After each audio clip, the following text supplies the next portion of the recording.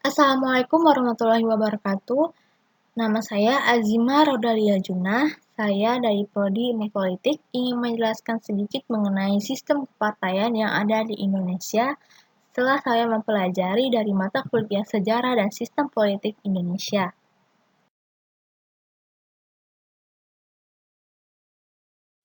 Nah, sebelum masuk ke sistem kepartaiannya, kita harus mengetahui dulu apa itu partai politik. Menurut Meriam Budiarjo, partai politik ialah suatu kelompok terorganisir yang anggotanya mempunyai orientasi, nilai-nilai, serta cita-cita yang sama. Tujuan dari kelompok ini ialah untuk memperoleh kekuasaan serta memperebut kedudukan di dunia politik. Partai politik juga memiliki fungsi-fungsi sebagaimana yang ada di negara demokrasi Indonesia. Yang pertama itu adalah sarana komunikasi politik. Nah, sarana komunikasi politik ini diperlukan untuk menampung aspirasi, pengusulan kebijakan, serta perantara informasi antara pemerintah dengan masyarakat. Artinya, sarana komunikasi politik ini bisa menampung segala hal yang ingin disampaikan oleh masyarakat atau pemerintah dengan sebaliknya agar bisa tersampaikan dengan baik serta mendapatkan tujuan bersama. Yang kedua ialah sebagai sarana sosialisasi politik. Partai politik menjadi bagian dari proses yang menentukan sikap politik seseorang ataupun kelompok seseorang. Hal ini bisa saja mengenai nasionalisme, kelas sosial, suku bangsa, ataupun ideologi. Nah, yang ketiga, sebagai sarana rekrutmen politik.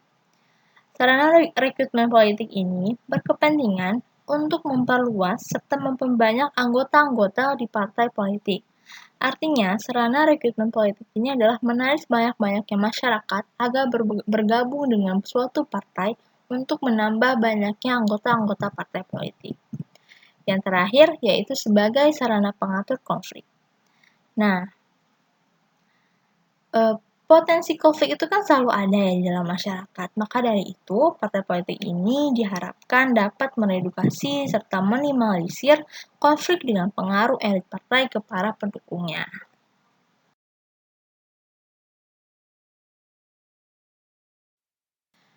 Nah, sekarang kita akan bahas nih sistem kepartaian Indonesia setelah kita mengetahui apa-apa saja fungsi-fungsi dari partai politik yang ada di negara demokrasi kita ini. Konstitusi Undang-Undang Dasar 1945 mengisyaratkan bahwa Indonesia menerapkan sistem multipartai. Hal ini juga berdasar pada pasal 6A Undang-Undang Dasar 1945, yaitu menyatakan bahwa pasangan presiden dan wakil presiden itu diusulkan oleh partai-partai politik ataupun gabungan dari partai politik.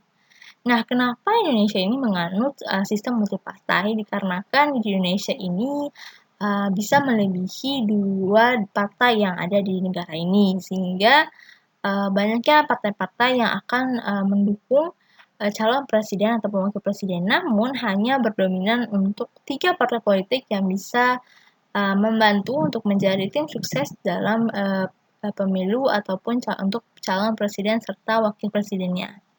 Nah, Indonesia ini juga telah menjalankan sistem multipartai itu sejak Indonesia ini menyatakan kemerdekaannya. Dalam pemilu pun, presiden dan wakil presiden itu juga sedikitnya hanya terdapat 3 partai politik yang akan mendukungnya. Selanjutnya, kita akan membahas kategori-kategori yang terbagi berdasarkan Duverger mengenai sistem kepartaian. Nah, kategorinya ini dibagi menjadi 3 sistem. Yang pertama adalah sistem partai tunggal. Sistem ini itu merupakan satu-satunya partai di dalam suatu negara. Dan partai ini merupakan partai yang dominan di antara partai yang lain.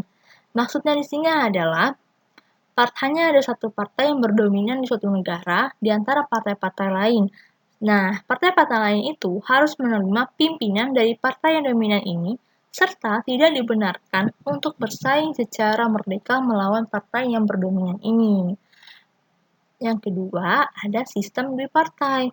Sistem bipartai ini merupakan adanya dua partai dalam suatu negara yang paling berdominan di antara partai-partai yang lain.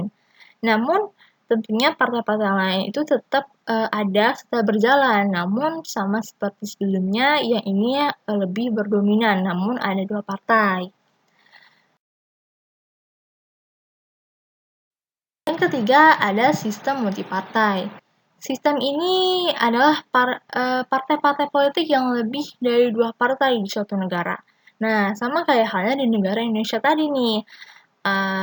Partai-partai yang ada di Indonesia ini lebih dari dua partai serta memiliki banyak sekali partai-partai yang di negara ini. Selain Indonesia juga ada Malaysia serta Belanda. Nah, dalam semua sistem partai-partai yang sudah kita bahas tadi, mereka memiliki kelebihan serta kelemahannya masing-masing. Yang pertama, kita akan bahas sistem partai tunggal. Sistem partai tunggal ini sama sekali tidak ada jaminan perlindungan HAM, karena seluruh kekuasaan negara ini berada pada satu orang pelaksana kekuasaan. Sehingga sangat mungkin saja penguasa ini bertindak sewenang-wenang sehingga tidak adanya perlindungan HAM kepada rakyat-rakyat di bawahnya. Nah, yang kedua ada sistem dupartai. Kelebihan dari sistem dupartai ini adalah terwujudnya stabilitas pemerintahan yang dapat berjalan sesuai dengan waktu yang telah ditetapkan. Dan juga saat pemilu, partai ini atau sistem dupartai ini akan selalu mengutamakan suara mayoritas dibandingkan suara minoritas. Nah, yang ketiga adalah sistem multipartai. Sistem ini ialah memberikan kesempatan untuk individu untuk memimpin suatu partai. Jadi, adanya kebebasan setiap individu ataupun masyarakat untuk membentuk ataupun memimpin suatu partai. Namun, kelemahan dari sistem multipartai ini ialah program pemerintahan ini sangat kurang berjalan dengan efektif. Dan sistem ini juga mengurangi fungsi nasionalisme dalam negara, karena pemerintahan selalu dalam keadaan tidak stabil.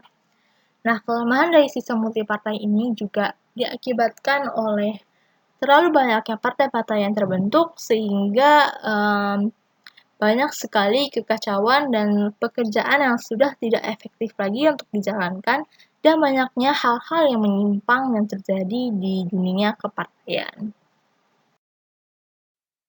Nah, sistem kepartaian di Indonesia ini ialah multipartai, dikarenakan sistem dupartai itu tidak mungkin dilakukan di Indonesia, karena masyarakat Indonesia ini bersifat heterogen, yaitu bercampur-campur. Maka dari itu, solusi yang ditawarkan yaitu jalan tengah kombinasi antara sistem presidensial dengan multipartai yang sederhana. Kemudian, sistem demokrasi Indonesia ini juga memberikan kebebasan kepada warga negara untuk membangun suatu partai dan politik serta berhak menjadi pemimpin partai politik. Nah, bagaimana nih? Apakah kalian bersedia ataupun ada keinginan untuk bergabung dengan dunia politik dan sistem kepartaian di Indonesia? Sekian dari presentasi, sekian dari penjelasan materi yang sudah saya berikan. Wabillahi taufiq wal hidayah. Wassalamualaikum warahmatullahi wabarakatuh.